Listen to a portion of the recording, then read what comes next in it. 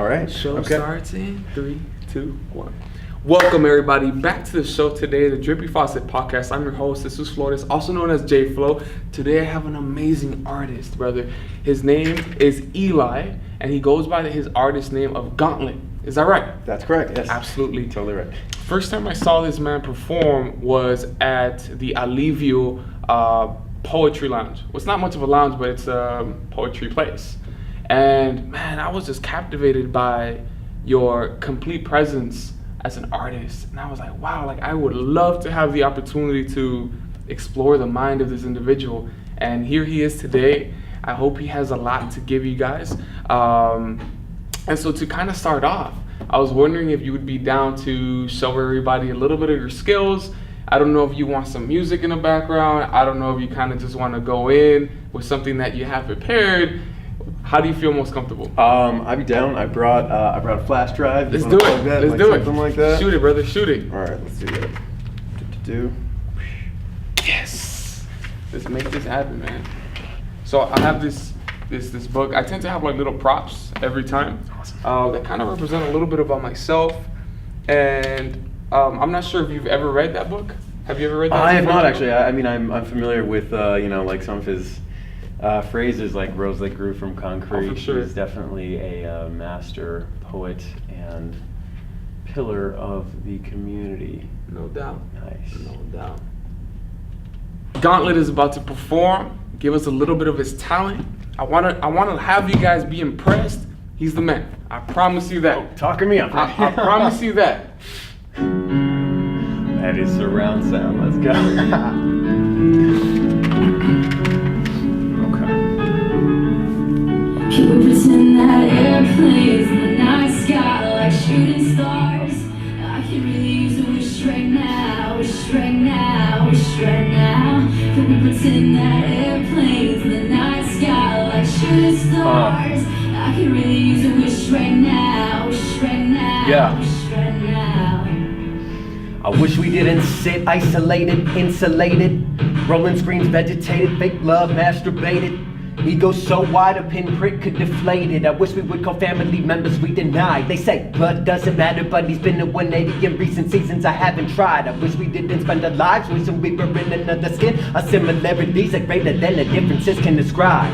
Forget about 4 some of y'all working on cores just cut off from the source. And I wish I would stop wishing I could help the poor more, discourage wars. Get to it, yeah, this track sounds hella inviting, inspiring, with the boom bap rhyming and the climax rising. Haley Will chiming in for these pop hits, top 40 grants, plus the feel good lyrics, it's irresistible. Yet, when we're wishing become indefensible, just another couple syllables. Cause we're actually healing from personal traumas, drama normally too ashamed to admit in bombs love. Then we can flourish, uplifted, downtrodden like forests. I wish we had a choice. I wish we knew what sits before us. My guy, that was so dope. That was so dope. That was so dope. Is that it, sir? That's it. That's short verse. Just been working on Beautiful, it. You know? beautiful. Honestly, I really appreciate the way that you're able to feel it so much. You get what I'm saying? So like there's passion, there's dedication. Clearly you've been working on it. And that's something that I like to express to people when it's, you can't expect to be at the level that Gauntlet is without putting in the work. Would you be able to briefly tell our audience like how much work you've put into becoming the artist that you are today? Okay, I was thinking about it recently. First of all, I want to make this clear. I personally don't believe that there's really such thing as like anyone who's just like innately talented, Okay. or like just has like innate ability. I think it's a type of thing that anybody can work on and can put the time in to get to any kind of level. I don't think of myself as some like, incredible, whatever, mastermind or whatever, but like I have put in a lot of hours like for many years. It's just been a way that I've coped with negative emotions and positive, celebrations, like everything in between. Wow. It's kind of been a lot of what I've turned to, basically. Wow. So it just kind of comes down to the fact that I've been doing it like when I was supposed to be paying attention in class. I've been doing it, when I had free time. I'll do it out. I'll usually write things actually when I am out, just like and going from place to place, being active, or when I have something else to do, I'm on the way in the car, I'll just be writing new stuff. So it's just something that's kind of been alongside, like, with me for many, many years, basically. And I do think, though, if anybody wants to get better at any skill, honestly, they can incorporate that into their lives, like whatever it is, whatever the skill might be. Sick. Part of the show is teaching people how to turn negatives into positives. And I love the fact that you mentioned that when you felt negativity, when you felt the bad pressures of society weighing down on you, you used the music as that outlet to turn into the positivity that you always had within. And I want people to find those avenues. Not everybody's gonna be musically talented, not everyone's gonna be interested in the realm of music, but maybe poetry, maybe just walking around the community trying to find who needs help. There's so many avenues out there, but what do you think would be a key thing for people to look for so that they realize what they can be good at? Key thing to look for. I think.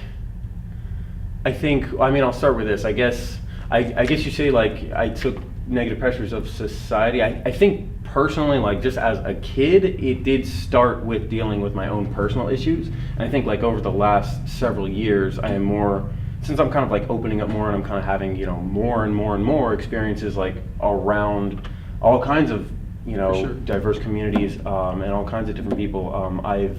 I've been channeling towards trying to sort of like fix problems in the rest of society. So like it came from like a personal source and like things that happened with me, whatever. But then I sort of started to like move outwards. And I think that everything you do artistically, at least to some extent, has to have some kind of personal root.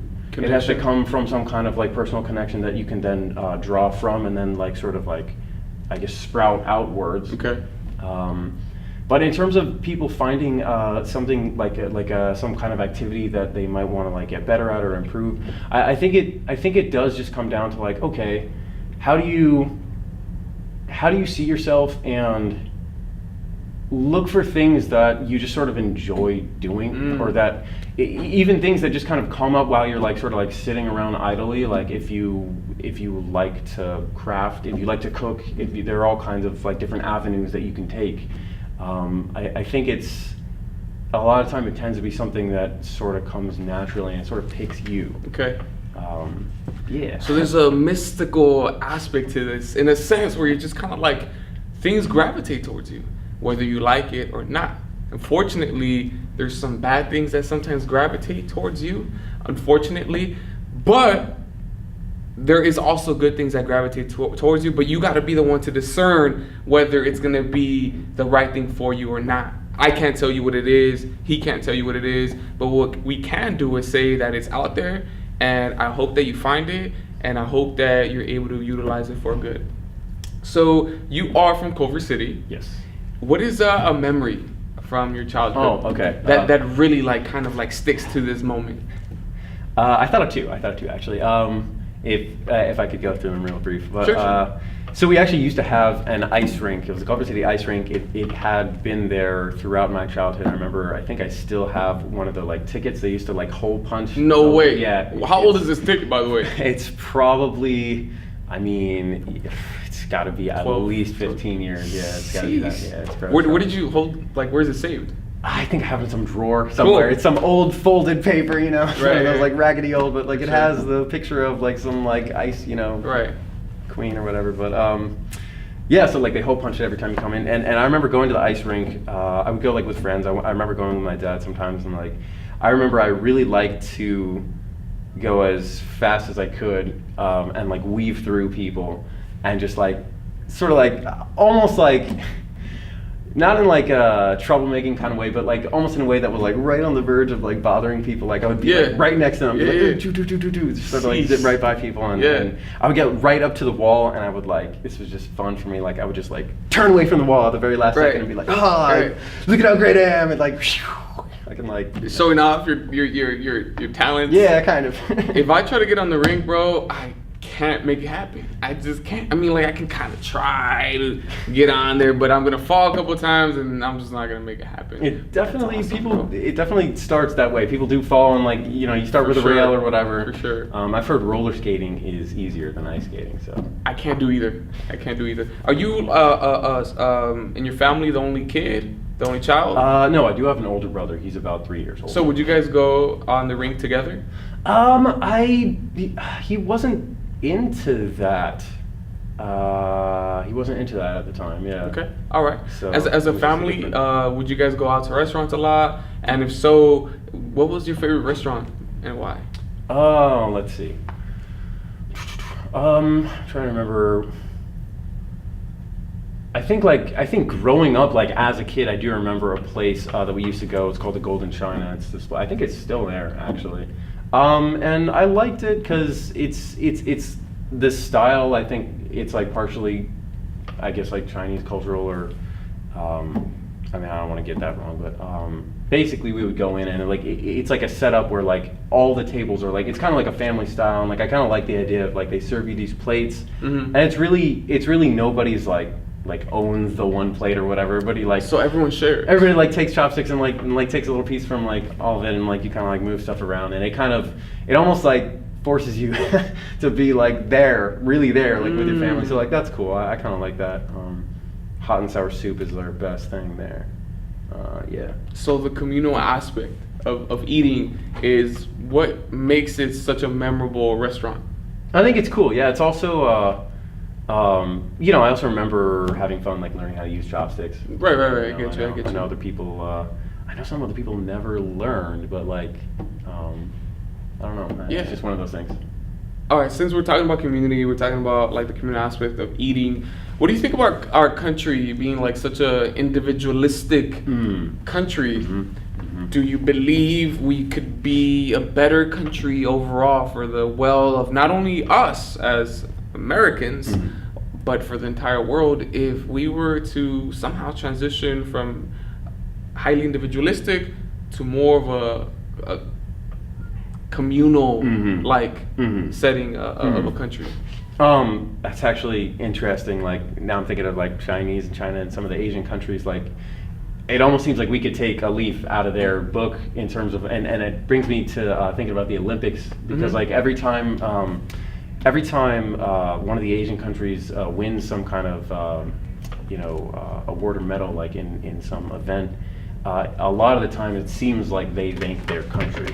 And I'm not, don't get me wrong with that. I'm not saying like, oh, we should be, I certainly do not think we should be like, I just want to phrase it right. Yeah, I get you.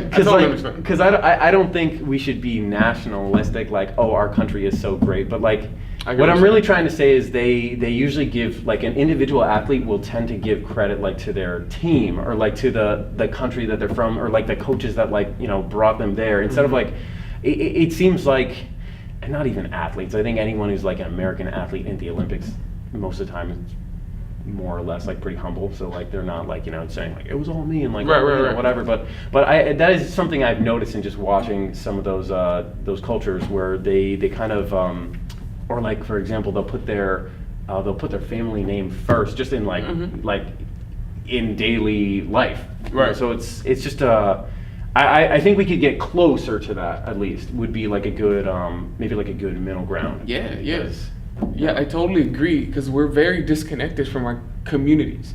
I can't speak for everybody. In a sense, like I've tried really hard for the past like 8 years of my life to be an integral part of my community. Although I wasn't always in the community, I went to college, I left the state, I was out there in the middle of God knows who, and it was really hard. It's really hard to connect to a place where you don't feel attached to roots-wise. I was in Iowa, and it was very difficult to really kind of like become a part of the community when I just am not, right? But somehow when I came back to Los Angeles after college and all that sort of stuff, I was at home. You know what I mean? Like I was raised by the concrete, as everyone always mentions. And there's just this thing where it's just like, this is home. I feel it. My roots are becoming stronger. I'm blossoming. I'm doing all these different things. And it's just kind of like, I feel like that is like such an important thing for people to experience. And it's definitely a possibility once you find your community, whatever community that may be, and you take part of it. And hopefully once you take part of it, you can begin to inspire, you can begin to do all these different things for people. Today, 2019, whether it's small or big, what are you mainly curious about? 1 second, I'm gonna have you edit this because my Go for phone it. is... Handle it, bro, handle it. No, it's not a call. I just should have turned this off completely. So edit, cut. Easy money. I might as well do the same thing. No, I'm literally not checking anything. It's an alarm I set. It just, I forgot it was on, but that is gonna be very out of the way. Okay. No, that's good, man. Because honestly, I've had... I hope it because it was going off while you were saying all your great stuff, and I'm like, I hope no one can hear it, you know. I know it's, sometimes it could be like a little simple distraction that kind of removes you from the moment, and I hate that. Yeah, I honestly, I put it on silent, but like I forgot that Yeah, shit so don't goes trip, off. don't trip. Okay. I think one of the biggest challenges in my life is being able to live in the moment, right? Because if I live in the moment, then I can't plan for the future. And if I can't plan for the future, then I'm kind of screwing myself in the long run.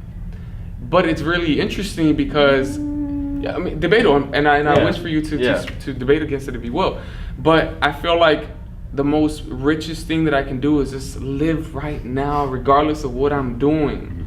But I also feel like sometimes the now, what is the most fun for me, is not always what's gonna provide me the best opportunity in the future, which is why sometimes we have to mule away in the second or in the now, so that we can have fun in later on. But what if that just becomes a cycle of I'm always working for the future, but the future that I'm looking for never gets there, right? So I'm trying to find like a balance where I'm with you right now, but I'm not thinking about, well, I want to be this in the future and doing all this. But at the same time, I completely believe that visualizing your future is such an important part of actually creating it. Because if I can't imagine it, then how is it even going to become a reality? What do you think about that? Okay, I think a lot of things. I do think visualization and imagination is extremely important. I think that kind of goes hand in hand with, like, at least the way I like to meditate anyway, just to kind of like shut everything else off and just like envision how, you know, the steps that you want to take, like, and where you want them to go, where you would like to be, where you would like to see yourself, and where you would like to see your part in an impact of something greater. That's just a very general. I think balance though is the key, because I think the real positive part of being in the moment is it ensures that you're not dwelling on the past. It ensures that you're not completely anxiety ridden about what might happen or what might go wrong in the future. But I also don't think it's necessary, or maybe even that fun or fulfilling, to be completely engrossed in the moment. I mean, that's arguable, I suppose, but like, kind of like you're saying, it's like, I guess if you're being in the present means that you're only focused on the future, then yeah, like maybe don't be like so completely entranced by what's going on and how every single move you have to make needs to be right. I just think if you draw a little bit of, you know, knowledge and like the lessons that you learned from the past without judging them, without dwelling on, you know, whatever, I made like such a terrible mistake, and like now that's who I am, I'm this mistake person, or I'm this thing that I did. And if you also don't draw on the anxiousness of, oh my gosh, like what, first of all, like what if I make that mistake again, or what if something else happens, Right. what if like some other situation comes up, Right. You need to just you need to think about, what have I learned from the past, a little bit of where do I want to go, Right. and then incorporate both of those into, okay, I'm gonna now know not to make these mistakes, but I'm gonna keep my head up and I'm going to be taking steps in this direction. Okay. And I'm also not gonna be so like eyes absolutely wide open that I'm like, you know, looking out for like anything that could go wrong. You wanna like have some Right. fun, Right. or else you will get to the future Right. and you'll be some like, you know, just party pooper. Right. I mean, you brought up the idea of anxiety, right? And anxiety being essentially that party pooper, within your own mind that makes you overthink the future. I can chill out sometimes, right? Like I got a little bit of anxiety in there. I think most human beings feel anxiety. It's a normal thing to feel. But then at the same time, there's people that have all these different sorts of mental illnesses, and I just want to be open with that, guys. I'm not saying that a lot of the stuff that I say about visualization and positivity, I know that it doesn't always apply to you. You know, your brain works in a different way, and I want to be able to respect that. And in a way, it is my own privilege of preaching what I preach. So I want to make it clear that I don't say the things that I say as a concrete reality or truth. I just speak it because it's my truth, and it seems to be working for me. And if it just so happens to work for you as well, then so be it. Earlier, the question was, what are you mainly curious about today, man? The thing that really like drives your mind, your curiosity. What do you want to figure out? I think, and I guess it's part of balance. I think I am curious about how to find common ground between different types of people. Yeah, I'm curious about making those ties and things that are like under just the surface of just like niceties where people are like, oh, like, you know, like I'm cool with this guy, or I'm cool with this organization or this part of the community or whatever. Like I am interested in figuring out how to make, I suppose, very like personal connections and relationships, like just among kind of everybody. Like I just really like that idea. I personally like the idea of having like a cornucopia of like just diverse communities come together and really feel like they all ought to be there.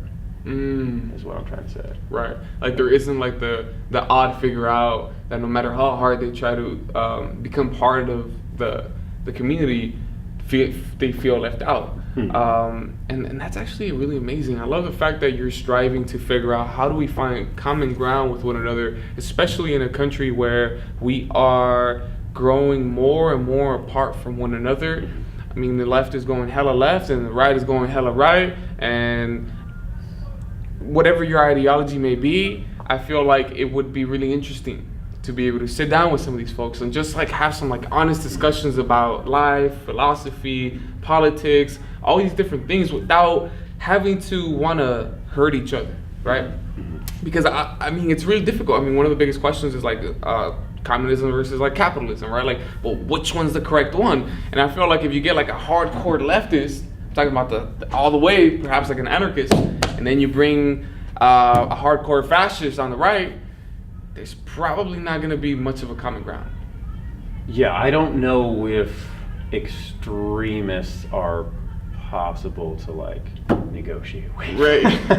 I think that's one really important reason we have laws, or at least, laws that should be in effect, is to just kind of ensure that nobody gets away with anything extreme. I mean, there's a lot of problems with that and Right. with actual accountability not being had. But I think what I'd really like to focus on, though, is kind of like it's figuring out what sort of like the majority of people really all want. I think most people like tend to want like the same basic things. They want their kids to like go to like school and like be safe, and they want to grow up somewhere they're not worried about attacks or like they want to be healthy. I think people want to have like a good family life. I mean, I think these are like basic things. And I think another thing, this is what I wanted to say earlier, like in terms of incorporating a lot of diverse communities and cultures, like I really like the idea of just like, can we just like bring everyone, and like have some kind of like party. This is almost like just something I've been like thinking of for like a while, but not like just a party where it's like, oh, it's just fun and like surface, but I want it to be something where like people can feel like they can actually share each other's cultural identities and not feel like, either, oh, I'm burdened because I have to explain this, to other people and like, they should know, or not feel like alienated because, because other people like have never heard of this before or whatever. It can just be like this really cool like community exchange and like, whoa, like I get to like learn about, you know, how you've grown up and like your maybe like your religion or maybe, you know, the food you've eaten or like maybe, you know, other parts of like how your parents raised you and things like that. And we can just like sort of share that, and nobody can like, we don't need to judge right off the bat is what I'm really saying. Like I would love for people to just like come together and just like see each other as different in some ways, but then like sort of towards the end be like, Similar. you know what, yeah, like we really do kind of want like the same basic things. And then we could share a bunch of like really delicious like different Foods and Yeah. music. I think that's called traveling for rich people. But I'm just kidding, honestly. I think that's a great idea, bro. When I was growing up and I would come out of my house in Huntington Park, I always see was like Mexicans and Central Americans, and I was like just like really disappointed at that. Like dating, I would come out not because I don't like my people or we're beautiful, our music is amazing, our food is amazing, I love all of you, but I always felt like I was missing out on that rich diversity that not only could I share with, but they can share with me.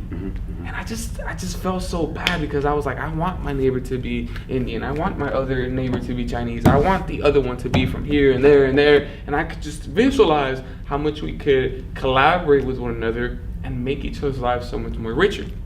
Now, there's some people that would argue the opposite about how that's just going to create conflict because you're not going to be able to understand each other and you have all these different cultures.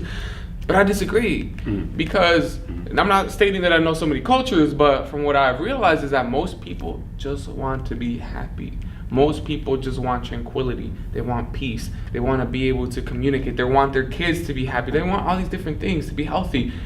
And when you come to people in a respectful way, in a respectful tone, they get that. You know, you're able to read body language. Our body language is far more louder than our words, right? So if I come at you with some friendly body language and I'm smiling and I'm happy, you're gonna be like, you might think I'm a little creepy, right? But after getting to know me, then you might be like, hey, he's not so bad after all. So that's something that I definitely used to wonder a lot about. You went to college, you went to UC Riverside. Yes. How long ago was that, by the way? So I graduated 2015, so 3 years, yeah. Damn, that's No, 4. you know. Yeah. So when you said 3 Yeah, years, I was like, that's not too long ago. It's not that long, but 4. But in a way, kind of, it's like a whole high school that. career. You know what I mean? I'm in the same boat, bro. I graduated the same year, and that's just an interesting connection. But anyways, what is one thing that you wish you would have known before you graduated, or arrived? Better yet, not graduated. What is one thing you wish you would have known before you arrived to UC Riverside? Okay. I think I wish I would have made a little bit more of a plan in terms of going into the types of artistic endeavors that I want to do, because at this point I am really pretty solid in terms of wanting to pursue this and like wanting to make this you know, fulfill the passion by making it also the source of income, so then I can spend, you know, the most time on it. For sure. I think if I had like really fully decided that, or at least been, you know, pretty damn sure like how I am now, you know, then that could have been really helpful in terms of, you know, oh, how am I gonna like orient, you know, time towards this, and am I gonna you know, am I gonna just sort of like whatever, like waste time, like, you know, I think everybody does a little bit, but, For sure. I mean, in general, honestly, like I had a pretty good experience. So that was a good school. I got a lot out of a fair amount of classes, definitely. Sweet. Ended up in the theater department. I learned a lot there, honestly. So I don't have too many regrets. Okay. So back to the question.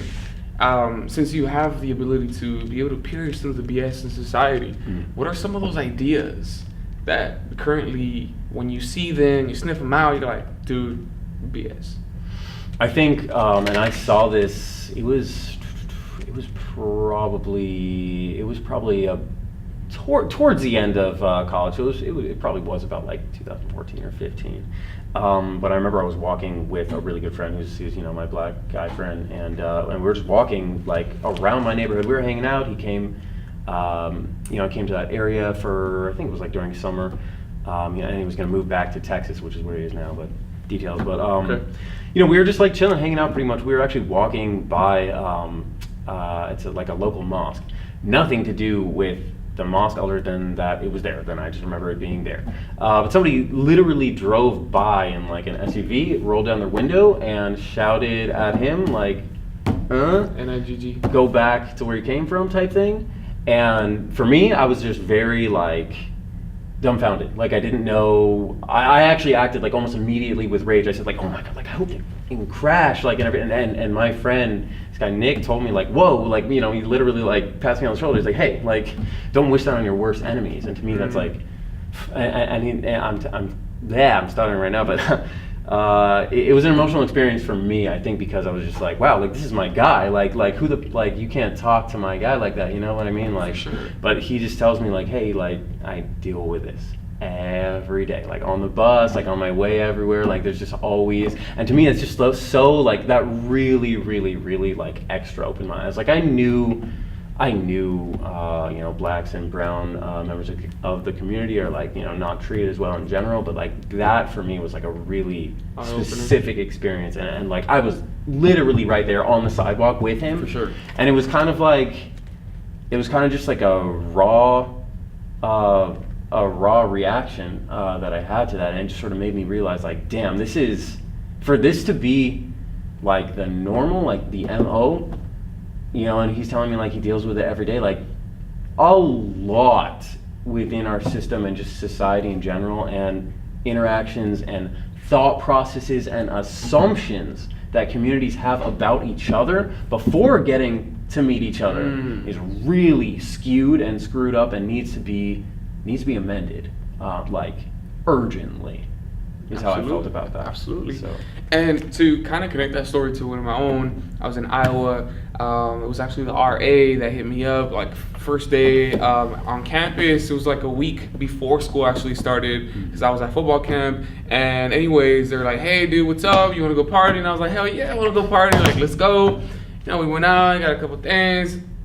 We're driving down the street, we're going to a house party, and on the way there, they just see a random black guy on the streets, and out of all things, they decided to say, hey, look at that N-word. I'm not talking about with the A, I'm talking with the ER, hard ER. And I was just like, for a second I was just like, it's at the time it was probably like 2014. And I was just like, are you serious? I said that first in my head, I had the dialogue in my head, and then I was like, yo guys, did you guys really just call him that? And then they were like, yeah, well why do you care? Like you're Mexican. And then I was like, so what? Like it doesn't mean that I don't feel for him. It doesn't mean that I'm like, what would you say about me if I wasn't in your car? I'm glad you brought that story up specifically, because like I have had some experiences that are like somewhat similar to that, but I think also the idea that if you're not a member of a group, then why should you feel you feel empathy? Why should you feel bad? Why should you feel like you need to urgently take action on behalf of another group? Like, I think it's ridiculous not to feel urgently about those things. I think everyone needs to step in, or else it's gonna, continue to be allowed. I think if you just sort of like sit and say, oh, it's not really my problem, it's not me, it's not my people. Right. That's a big issue, man. It's don't let the bystander effect come into play. What that means is that sometimes we see an issue in society. Maybe a woman is being like harassed.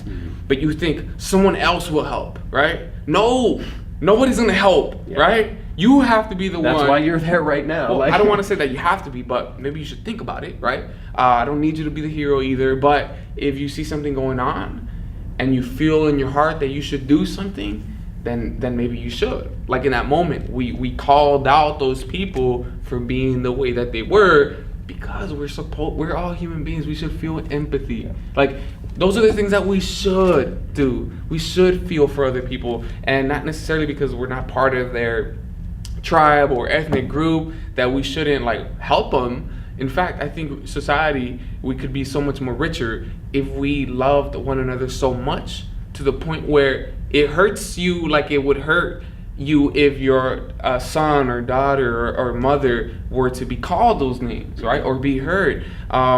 And in a way, if we considered all the planet our family, in that sense, we would be able to feel these deeper connections when the global south is being highly exploited by so and so. I think if we had a larger connection like that, we would make better decisions in life. But that's just what I think. So, we're talking about all these like different social issues, and like as a white man in America, what do you think is your role in being able to create a more egalitarian society for everybody? So I will go back to something I mentioned earlier. Like, I think it is still a reality that most of like media, for example, is like mostly white men. I think that is slowly changing, and I'm really excited and ecstatic to see that. But I think like as it stands right now, and in the communities that I'm kind of like navigating currently, I see my role as someone who a lot of the time absorbs and just kind of like either like absorbs what's going on and just makes a connection like through the understanding, and then like takes that, and I'll speak when it's like when it can be my time or whatever, and not to like step on anyone, but I'd say it's to make sure that everyone like has a space and a platform to express themselves. That's part of why I've been like facilitating some events recently, and I've been kind of like hosting some events. I don't think it's bad to want to like show off like within the realm of like artistic skills and things like that. And I think ideally like just everyone of every color, of every background, like ought to be able to enjoy like any genre of any art or whatever. Like I think that's really cool. So like I do like to do that, but at the same time I am also there to kind of witness and be someone who steps in from the sort of position of knowing that a lot of the sort of mainstream media may listen to me first, if that makes sense. So like I just want to I guess like and that's part of the reason I say I want to like not like to always be silent or anything, but just to kind of like witness and absorb a little bit, because I want to make sure that if I'm the one who's or not the one, whatever, Neil, but if I'm someone who people look to just out of like just societal training, like just these kind of like screwed up trainings, which we are like, I think we are slowly deconstructing, but it's still there a little bit. If they do look to me first just out of that like snap judgment or whatever, I want to make sure that I kind of get some of these representations of like what's actually going on right. Does that make sense? Definitely. No, that makes a lot of sense, right? Because as males, first of all, we are awarded so much power, and I'm not always doing the right thing, but there's some moments where we do the right thing, right? And we are modeling for other people who look at us as some sort of model in a way. And so I like the fact that you bring that up, right? Like when people do look to you for whatever perceptions they may have of life, in that moment, you're going to be able to utilize that moment to be able to give them that spark, to give them that information, to give them that idea that you know to be your truth, right? Which in a way it seems to be like the truth of helping create a more egalitarian society at the end of the day, right? So that's awesome. That's exactly what I'm trying to do with this podcasting thing. You mentioned that there's a bunch of white dudes that basically control the media. And surely enough, when you look at the top people in podcasting, it's all white people. Nothing against that. They're doing great work. They're amazing. They're hilarious. They're entertainers. Cool, right? But at the same time, I want to be in that same level so that I can show the world that we also have a perspective that I think is a very valuable perspective. And hopefully, it's also the perspective of us, right? Like currently we're in Watts, and I want people to know that there's life here, that there's people with dreams as well. So can you provide me a couple examples, like concrete examples of how you have benefited from living in a white supremacist society? Firstly, I'd like to hope that it isn't a white supremacist society entirely, but well, I would say that like our country It's definitely, historically yeah. and like Well, yeah. institutionally, like unfortunately, I would say still continues to be a white supremacist society. And the way that I state this is when you think about structures such as like education, when you think about structures such as the police, they're so strongly enmeshed and embedded with like white supremacy. When you break it down, that it's just kind of like, well, we clearly live in a white supremacist society. I don't think that everyone is a white supremacist, right? Because there's different levels. There's like individual levels of white supremacy, which I don't care. It doesn't faze me. It doesn't worry me because one person is nothing to me, right? Like, and we'll fight till we have to. Although I don't like violence, right? But like the institutional factor is a whole different monster, right? Like that's the one that worries me. That's the one I lose sleep over. Not that it triggers me as much as it used to, but it's a reality. And these things are things that, like, as far as I'm able to speak, I'm going to speak what I believe to be the truth. I could be wrong. You can prove me wrong if you want, but I do believe that there's a lot of white supremacy, especially at the institutional level. But regardless of how, I still want to honor your feelings. I want to honor the way that you view life. And have you ever benefited? Yeah, I think definitely. I think in a lot of ways maybe that I'm not even entirely aware of, but I think just, and by the way, just to like backtrack, what's it called? I want to just make clear that, like, you know, I definitely, you know, I do understand the history and like everything that sort of like led up is definitely based on white supremacist ideals. I think the reason I say, you know, hope it's not entirely like that, maybe a lot of wishful thinking that like, oh, you know, it's not like, you know, all like completely fascist. But yes, I understand where you're coming from. But ways that I have benefited specifically, I think I've been out. I mean, this is just like a passing thought, and it is somewhat of an assumption, but I think it's true though, because I have heard experiences that my friends have had where they've just been like pulled over by police, for example, for like no reason. It's just kind of like been searched or whatever, and like sat down on the curb, and you know, and I've been driving out ridiculously late hours, you know, I don't know, looking sketch or whatever. Right. I haven't showered in 30 days. Let's not, but I don't know, I don't know, with my 13 reasons why, resting 13 reasons why face, and I haven't been pulled over at all. Right. So I just like that's one thing. Even I guess like even more, I'm trying to think like even more directly though. I will think of a specific example, but I'll say this for now. Like, and I do think about this a lot.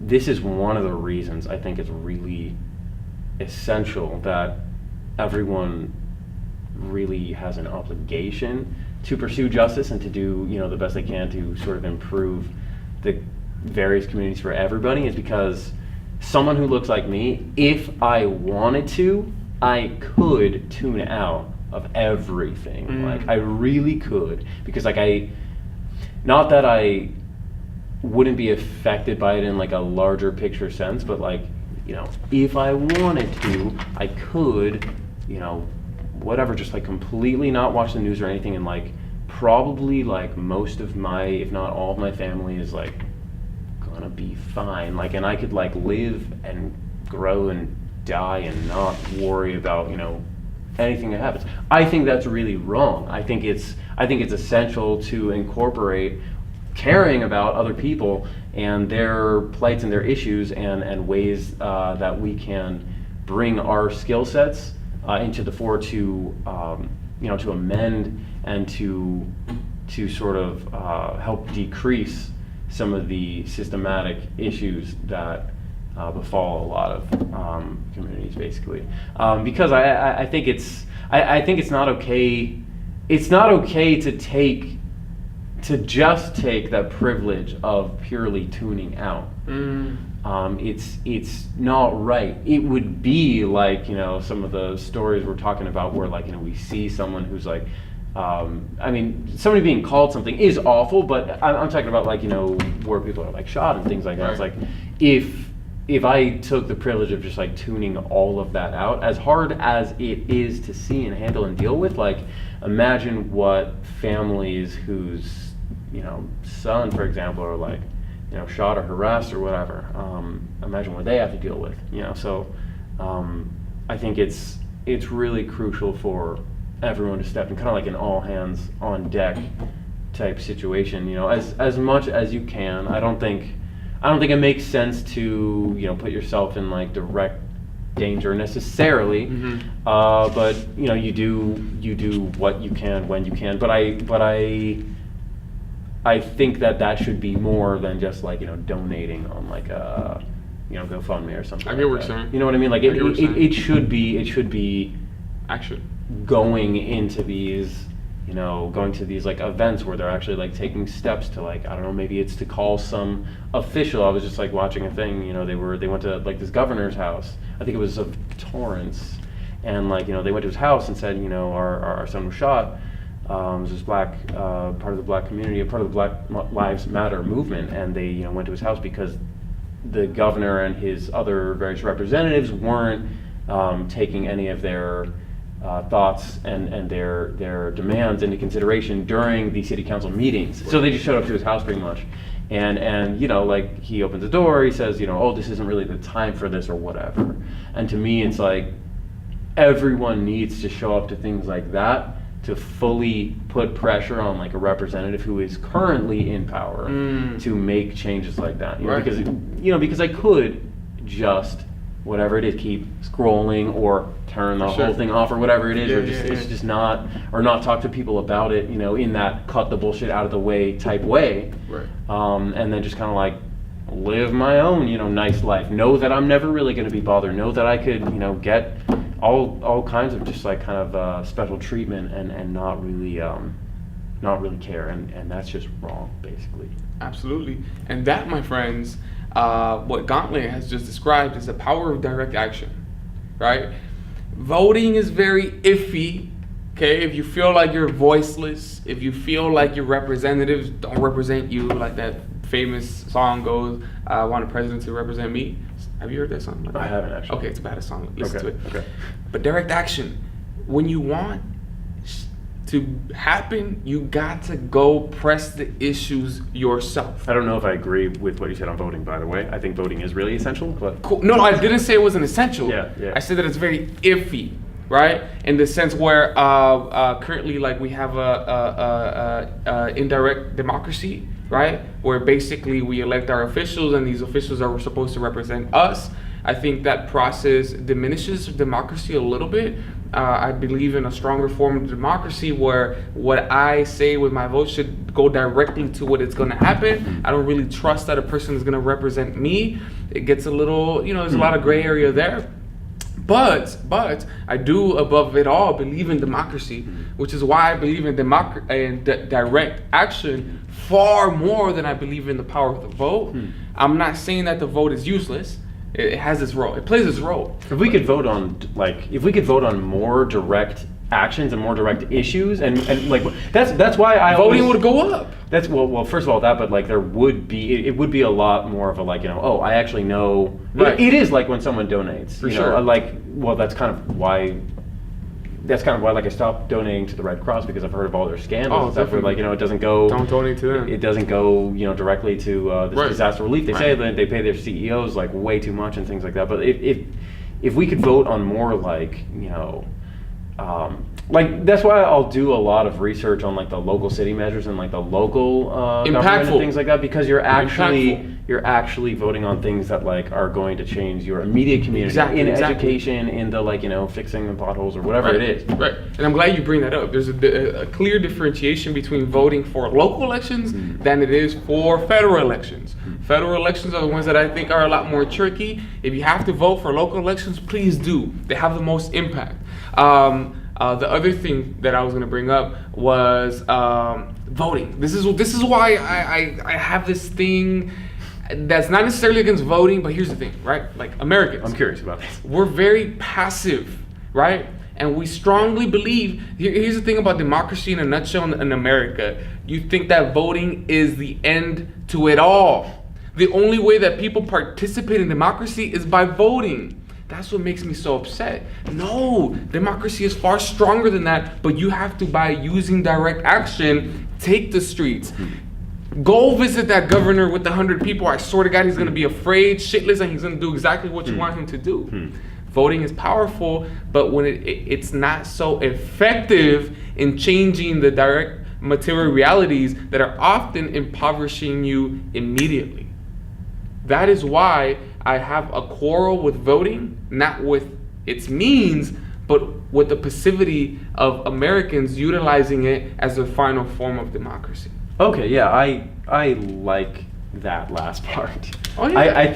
I think voting even in federal elections is really important because, like, well, this last election, a lot of people who didn't show up Straight up basically just allowed this tyrant, this evil ruler to come into power, basically. So I definitely do think I think voting at every level is extremely important. And the thing that I like the most about what you said is the passivity, or the, like, you know, the ability or the privilege that, like, a lot of people, spanning all kinds of backgrounds, by the way, a lot of people just do kind of say, like, well, it doesn't really matter, or someone else will do it, or you know, a lot of different excuses. But when it really comes down to it, it's like it does take each individual to do things like vote, but then also to go further. It's right. like you can't just think like, oh, this is like my homework assignment and I'm gonna do this, and then that's just gonna be it, and I'm gonna, like, you know, wait till next year or whatever it is. Like, you know, if you actually care about how your community is faring or how they're doing continuously, then you have to take continual action to take care of it. It's like taking care of a car or whatever. You can't just, like, leave it, you know, under a tree where it's gonna get all kinds of, you know, shit and, like, parts of the trees and stuff on it. Exactly. You have to actually, like, take it in, like, scrub it down, like, whatever, like, all the process, whatever it is. I'm also not asking you to be a martyr. You know what I'm saying? I'm not saying to go out there and kill yourself for the movement. I'm not saying none of that. In fact, are you familiar with Immortal Technique? Yes, yeah. So this guy is a genius, and he showed up to our school about 3 years ago. Oh, wow. Yeah. Cool story. That's another level, wow. Oh, for sure. No, but, like, it wasn't like on a podcast type thing. It was like he just showed up to kind of enlighten the kids, whatever, talk about his life and spit some crazy, because, you know, he's his next level. But anyways, he said something so beautiful at the end, and he said, "Gentlemen, stop dying for the revolution and start living for it." Right? And in that moment, I was just like, damn. Like, wow, that's a lot. Wow. Like, thank you. You know what I'm saying? Because I don't need you to be out there going out crazy and saying, like, oh, Mr. Flores said, oh, I have to be direct action all the time, or I have to use direct action all the time. No, man, you got to take care of yourself. Well, can I add to that? Sure. I think direct, you need to think about what the direct action actually is. If the direct action is, like, setting fire to buildings, which does happen, and, like, you know, you'll have, like, some riots or whatever, yeah, like, it's not really helping anything. In fact, it's anything like that is only detracting from the power of a, you know, people's movement, where you could actually make change. It only gives more material for someone who's against that movement to say, hey, look at how unruly these people are, or whatever it is, you know. Right. That's why having, you know, those savages, whatever it is, there's a lot of names thrown around. You know, I think you just need to understand the position, the role that you can play, and then play that in the smartest way possible, and be as direct as possible without putting yourself in actual danger, you know, without compromising any kind of, like, safety or anything like that. Unless, I mean, who knows, occasionally that could happen. I'm not advocating for that or not. It's a possibility. My boy Gauntlet here is gonna go ahead and perform one more song, man. So much love for that, brother. I appreciate that. What is the name of the song that you would like for me to play? So you have Logic here, you have Notes, Blue Notes, you have Miss Fat, you have Logic times with Joey Badass. Let's do the one. There's one that's, I think it is the Logic one that says Roses in it. So there's two Logic They're ones, the right? same. Yeah, they're the same thing. Is it this one? Yeah. Sick. This one's called Enunciate Statements. Enunciate statements of courage to open minds. Enunciate statements of courage to open minds. Enunciate statements of courage to open minds. Enunciate statements of courage to open minds. I take to treating everyone as equal and making good deeds to see through as Windex windows with open blinds. Instead of sheepishly sleeping on leashes and emulating hate in the mummy bind. Whoa, enunciate statements of courage to open minds. Enunciate statements of courage to open minds. Enunciate statements of courage to open minds. Enunciate statements of courage to open minds. I take the curse of cruises on islands and clouds, where lapping waves redefine grains of paradigm accumulated. Instead of persecuted with my cursor and purposely cursing persons imprisoned who are left behind. Enunciate statements of courage to open minds. Enunciate statements of courage to open minds. Enunciate statements of courage to open minds. Enunciate statements of courage to open minds. Enunciate statements of courage to open minds. Enunciate statements of courage to open minds. Enunciate statements of courage to open minds. Enunciate statements of courage to open minds. I try enunciate, weaving words in lyrical tapestries. Tap into the rap academy. Graduate with honors, flying colorful degrees. Entrepreneurially navigate neural pathways. Have them saved in the system database. Delete backspace in my audio delicacies. Only increase with practice. Brace yourselves for the next rap phase. Hyperdrive dives so deep. REM stays a keepsake souvenir. Sojourner with me through maternal leaves, touring galaxies past veneer. Glamour and distraction to the heart of the air. We listen, but do we hear? We stand, but are we here? We offer, but do we deliver? Or do we just live here? That's enunciate statements. Beautiful, amazing presentation, brother. Thank you so much. I'm so happy to have you today on the show. Hopefully, as we continue to grow both of our platforms, eventually you can come back on the show. That'd be awesome. Keep expressing your voice, man. There's so much passion, there's so much power in it. Music is love, and you're clearly walking in that spirit. I had an amazing time with you today. Where can people find more about you? I'm usually on my Instagram, even though I kind of preach against it. It's part of the game. We're all walking paradoxes. It's part of it, but you can find me, it's my handle, GAUNTLET7. It ends with the number 7. Beautiful. And you can find me at drippy_JFlow. Hit us up, guys. Thank you so much for watching the show today. Again, this is my brother Eli, also known as Gauntlet. He was amazing today, guys. Hit the like, subscribe, share this with the world. I love you guys, and I will see you guys